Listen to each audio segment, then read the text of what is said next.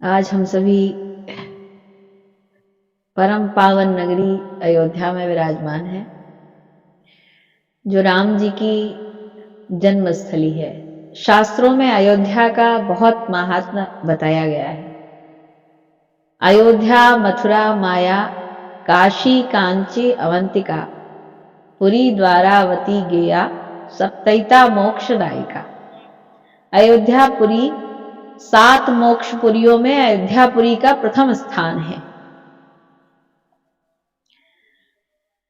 जिस भूमि में भगवान जन्म लिए, प्रकट हुए, जहां की धूल में भगवान ने क्रीड़ा की, लीला की, वह स्थली, उस स्थली का इतना महात्म्य है कि उस पुरी को देखने मात्र से, उस पुरी के स्मरण मात्र से बहुत फल प्राप्त होता है।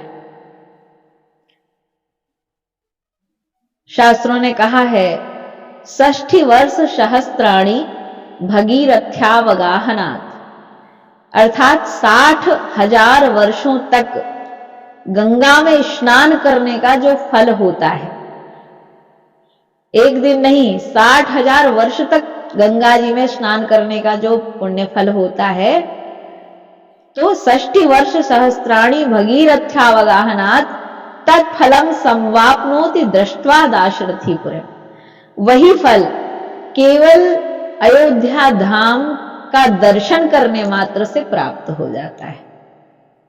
देखत पुरी अखिल अघ भागा, सारे पाप नष्ट हो जाते हैं। जो अयोध्यापुरी भगवान को परम प्रिय है, गोस्वामी जी भी वंदना करते हैं।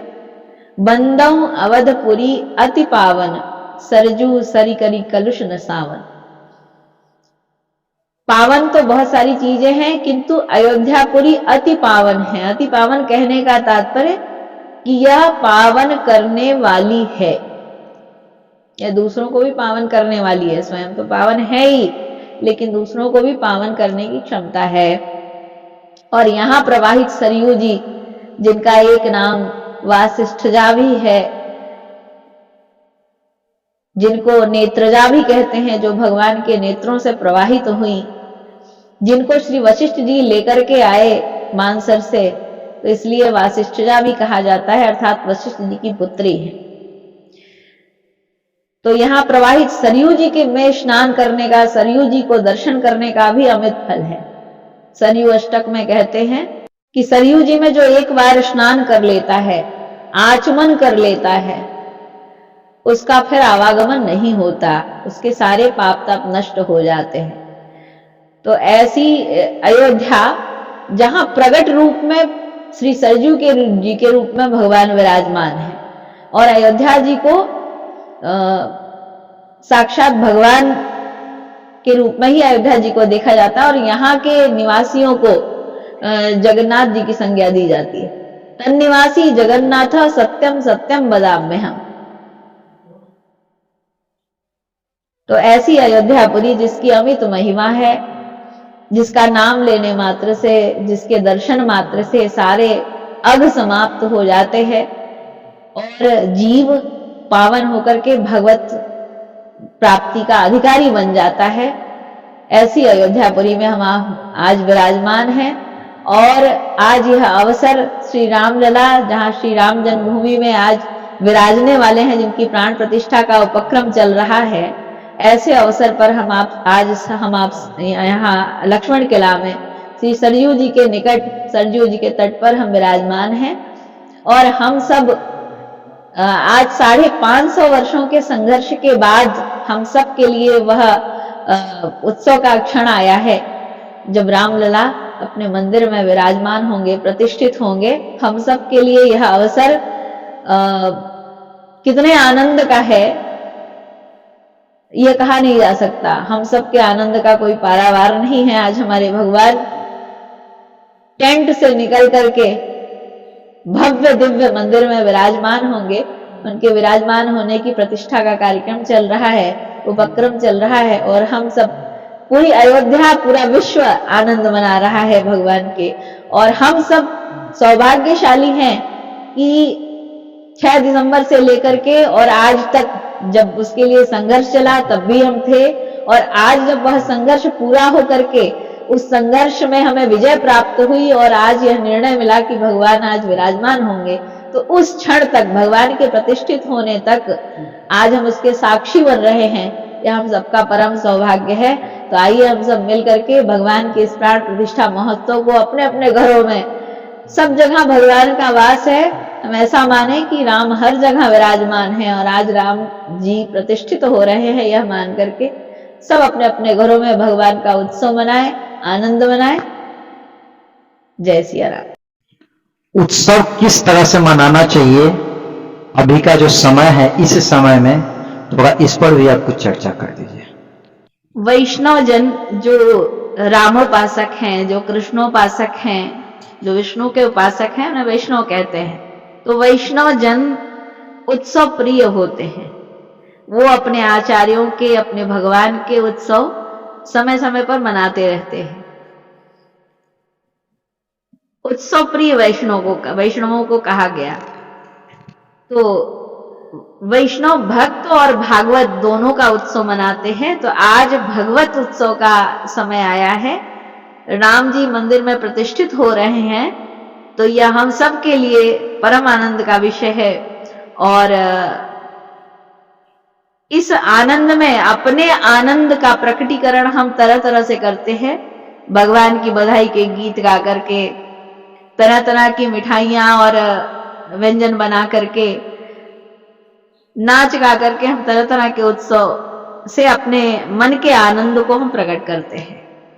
और यह हमारे वैष्णवों के उत्सवों की जो विधा है, उसमें हम भगवान के पद गाते हैं, भगवान का षोडशोपचार पूजन करते हैं, संत भक्तों को भंडारा खिलाते हैं, नाचते गाते हैं। इस प्रकार हम सब वैष्णव उत्सव मनाते हैं। तो ये हमारी उत्सव की विधा है। इसी प्रकार हम अपने आनंद का प्रकटीकरण करते हैं। अभी माता जी के वचनों में जो आप अमृतमय शब्द सुन रहे थे, बहुत सुंदर कथा बाँचती हैं। इनका नाम है साध्वी मांडवी दीदी। ये अयोध्या जी में रहती है। इनका अयोध्या जी में अपना आश्रम है। और सबसे बड़ी अभी के समय में जो विद्यालय में अलग अलग तरह के ज्ञान जो दिया जाता है, गुरुकुल परंपरा में जो माता जी अभी मानस विद्यालय खोली हुई है और मानस पढ़ाती है, बहुत सुंदर ढंग से इनका विधि व्यवस्था है यहाँ रहने का भी। और जो भी मानस पढ़ना चाहे वो निःशुल्क यहाँ आकर मानस पढ़े। बच्ची हो या फिर बच्चे हो, संत हो, गृहस्थ हो, विरक्त हो, सबके लिए यहाँ व्यवस्था है। और मानस विद्यालय में आप मानस का पढ़ाई करेंगे, जिसमें हमारे सनातन धर्म का एक एक शब्द, एक एक बात आपको जानने को मिलेगा और अपने अंदर से आप संतुष्ट और आनंद में रहेंगे। माता जी जो आपको बताई है, कितनी सुंदर बात बताई है कि उत्सव कैसे मनाया जाए। आज के समय में आप देखते होंगे कि उत्सव के नाम पर लोग गलत सलत, मतलब कि अश्लील गानों का प्रचार करते हैं, अश्लील बातों का प्रचार करते हैं। सही में उत्सव क्या होता है लोग समझ नहीं पाते हैं। उत्सव के नाम पर लोग गलत बातों का प्रचार कर लेते हैं और हमारी सनातन संस्कृति का जो है कह सकते हैं कि दूसरा मोड़, दूसरा रुख जो है निकलते जा रहा है। इसलिए पुनः जो रियली चीज है, जो ओरिजिनल चीज है, सनातन क्या है, इस चीज को जानना बहुत जरूरी है। और आप लोग जब भी अयोध्या में आए तो माता जी से जरूर मिले और इनसे जरूर सत्संग करें और इनका मानस विद्यालय जरूर आकर के आप विजिट करें और देखें। और इनका मानस विद्यालय कहाँ पर है, माता जी से ही हम पूरा एड्रेस पता जान लेंगे। हमारा मानस का विद्यालय हमारे ही गुरुदेव के आश्रम में, जिसका नाम है अंजनी गुफा, उस आश्रम में मानस का विद्यालय चलता है। प्रातः 10:30 बजे से 12 बजे तक। और इसके पूर्व हमारे गुरुदेव मानस पढ़ाते थे, हमने भी उन्हीं से मानस पढ़ा है और उसी गुरु परंपरा से हम मानस पढ़ाते हैं, निःशुल्क पढ़ाया जाता है, जिससे हमारी जो संस्कृति है, हमारे जो आर्ष ग्रंथ है, जो हमारे धरोहर है, आज जो पाश्चात्य शिक्षा पद्धति हो गई है तो हमारे आर्ष ग्रंथों को, आर्ष धर्म ग्रंथों को भुला दिया गया है, उसका अध्यापन नहीं किया जाता। जब हम अपने आर्ष ग्रंथों, आर्ष धरोहरों को भुला देते हैं तो कहीं ना कहीं हम अपनी संस्कृति से दूर हो जाते हैं।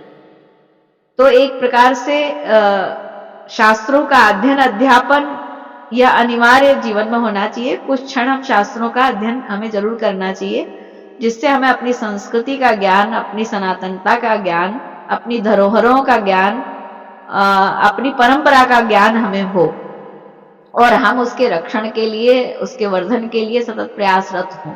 तो इसी भावना से गुरुदेव के द्वारा जो शिक्षा हमें प्राप्त हुई, तो एक कर्तव्य शिक्षार्थी का यह भी होता है कि गुरु के द्वारा जो कुछ ज्ञान प्राप्त हुआ है उसे बांटे, तो वह गुरु ऋण से मुक्त होता है। तो गुरु ऋण से मुक्त होने के लिए भी जो गुरु से प्राप्त हुआ है उस ज्ञान को हम वितरित कर रहे हैं और साथ ही साथ अपनी संस्कृति, अपनी सनातनता, अपना धरोहर, यह भी लोगों को यह भी जानकारी हो अपनी सनातनता के विषय में, अपनी धरोहर के विषय में, अपने आर्ष ग्रंथों में जो विधि विधाएं बताई गई उसका भी ज्ञान हमें होना चाहिए, जिनका हम दैनिक जीवन में उन विधाओं का उपयोग करते हैं। आज हमारा दैनिक जीवन क्या है, पाश्चात्य शैली के अनुसार ढलता जा रहा है। तो हमारे सनातन में कहा गया ना कि प्रातः काल उठ के रघुनाथा, माता पिता गुरु ना वही माथा, नित्य भगवान माता पिता के चरणों में वंदन करते हैं, संध्या वंदन करते हैं, अपने नियम का पालन करते हैं। तो ये सारी चीजें हमें सनातन संस्कृति से मिलती हैं, प्राप्त होती हैं। और जब हम उनका आर्ष ग्रंथों का संग नहीं करेंगे तो धीरे धीरे वो चीजें हमारे जीवन से लुप्त हो जाती हैं और हम कुसंग में पड़ जाते हैं। तो कहीं ना कहीं यह बहुत आवश्यक है कि हम अपनी धरोहरों के साथ जीना सीखें। हम अपने धरोहरों का जो आधार है उस आधार पर हम खड़े हों। हमारी आधार सुदृढ़ होगी तो हमारा विकास भी अच्छा होगा। आज हम आधुनिक बनते हैं पर आधुनिक का मतलब नहीं समझते। आधुनिक होना मतलब अपने आधार को छोड़ देना, ऐसा नहीं होता। अपने आधार को पकड़ करके और फिर विकसित होना, वो सही अर्थ में विकसित होना होता है। तो कहीं ना कहीं इन सब चीजों को लेते हुए, इन सब चीजों को लेते हुए हम मानस का अध्ययन करा रहे हैं, जिससे हमारी सनातन संस्कृति का प्रचार और प्रसार। वैसे तो धर्म का प्रचार तो करना नहीं होता, धर्म तो सभी जानते हैं, पशु पक्षी भी जानते हैं धर्म क्या है। कोई कुत्ता यदि रोटी चुरा के भागता है तो वह जिस घर से चुराया उस घर पर खड़े होकर के नहीं रोटी खाता, भाग जाता है वहां से, क्योंकि वो जानता है कि मैंने इस घर से रोटी चुराई है और मुझे दंड मिलेगा।